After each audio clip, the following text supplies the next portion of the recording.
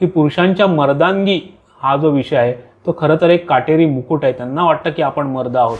आपले प्रश्न ज्यांना आपण खाजगी समजतो, व्यक्तिगत समजतो, असे ते खाजगी नसतात. आणि म्हणून आम्हाला असं वाटतं की स्त्रीमुक्ती चळवळीची एक मोठी मर्यादा अशी झाली आहे की त्यांनी पुरुषांना ॲड्रेस केलंच नाही. स्त्रीमुक्तीचा अर्थ पुरुषांचा विरोध होत नाही. केवळ आर्थिक व्यवस्था बदलून समाज बदलत नाही, समाजाची सामाजिक रचना बदलली पाहिजे. ज्या पुरुषाला मित्र आहे, तो इतरांसोबत बोलतो, लोकांमध्ये वावरतो, तो आत्महत्या करत नाही. कुठल्याही विधवेने, शेतकऱ्यांच्या विधवेने आत्महत्या केल्याचा कुठेही उल्लेख नाही. कारण ती बाई हिमतीने उभी राहते. ज्यांना लग्न करायचं ह्या तरुणांना सांगितलं की तुम्ही एक दिवसासाठी तुम्ही एक रविवारांसाठी काढा. त्यांना आणखी एक प्रश्न होता सेक्सबद्दल. हो, आपण परफॉर्म करू शकू का? हो.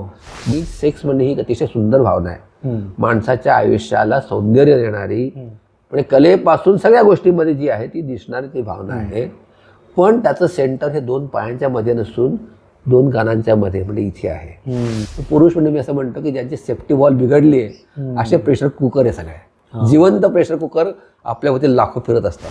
हा काटेरी मुकुट आहे. काय कळत नाही, तर मुकुट दिसतो चमकणारा, पण तो मुकुट तू काढून ठेव काही काळ, तुला किती रिलॅक्स वाटतं बघ. पुरुषांना व्यक्त होता येत नाही, हो, ही एक समस्या. हो. आणि दुसरी समस्या, नातेसंबंध जोडता येत नाही.